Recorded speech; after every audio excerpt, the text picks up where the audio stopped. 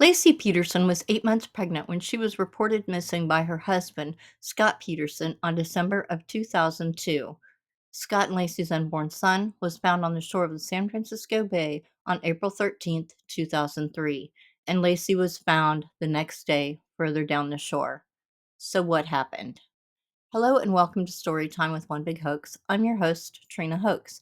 In today's episode, we're going to dive into how a pregnant woman disappeared on Christmas Eve and was found on a shore dead nearly 4 months later. Lacey Peterson was born on May 4th, 1975, to parents Sharon and Dennis Rocha. She was the second of two children born to the couple. Scott Peterson was born on October 24th, 1972, into the blended family of Lee and Jackie Peterson, who had 6 children between them from previous marriages. Scott was their only child together. Lacey and Scott met in 1994 while Lacey was visiting a friend who worked at the same restaurant as Scott. They dated for 2 years before they moved in together. Then finally, in 1997, they married. It was in 2002 that Lacey became pregnant. They were going to have a baby boy that they were set to name Connor. Like other family annihilators, Scott seemed to have it all: a pretty and devoted wife, the beginnings of a family, a nice house, fine cars, and a good job. But like other family annihilators, Scott Peterson had a mistress who he met on November 20th, 2002. She reportedly wasn't his first. Scott's ego was being stroked. He was on top of the world, thinking he truly had it all.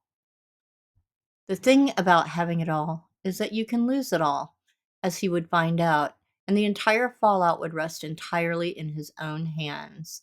The last time Scott reportedly saw his pregnant wife was on Christmas Eve at about 9:30 a.m. when he was leaving the family house to go fishing, though witnesses would later say that he stated he was going golfing that morning. Scott said that before he left, Lacey was watching a TV show and that she had planned to mop the floor, bake cookies, and take the family dog for a walk. After the fact, people questioned him as to why he would be going fishing or golfing on Christmas Eve morning. He stated that all the preparations had been made for the festivities, so there was no reason that he would not go. Still, many people thought it was odd. When Scott returned home that afternoon, Lacey was not there, though her car was in the driveway. He might have considered that she was walking the dog were it not for the fact that the dog was in the backyard, put there earlier in the day by a neighbor who found the dog wandering aimlessly around the front yard. After checking with relatives and being unable to locate or contact Lacey, Scott called the police to report a missing person.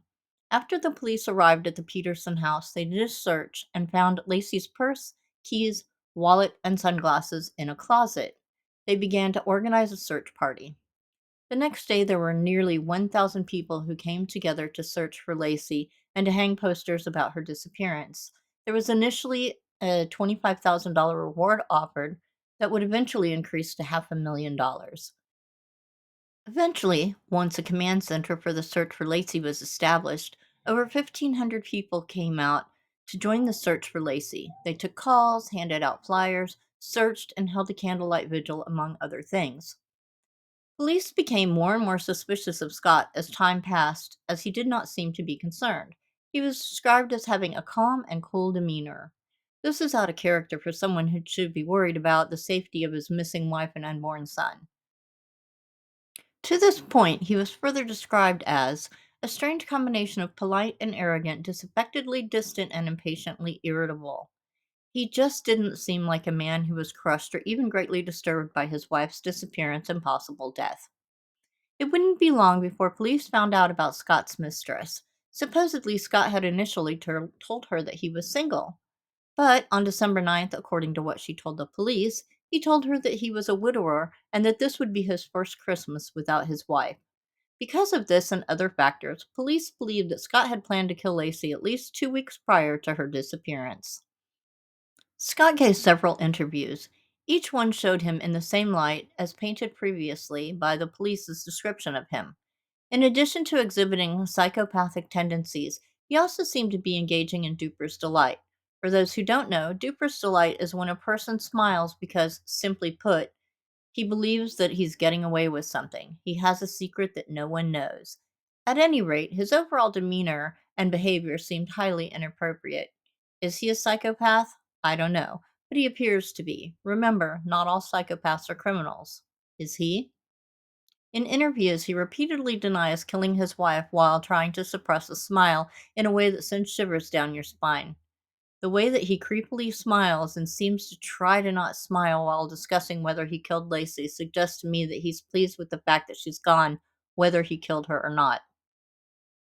There are some people who believe in Scott's innocence. Right now, the Los Angeles Innocence Project has filed a petition on Scott's behalf. The petition claims that burglars killed Lacey, not Scott.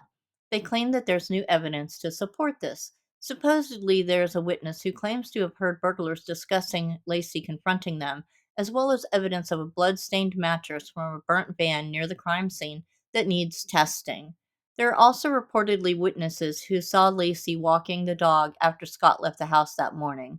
In the meantime, he remains incarcerated.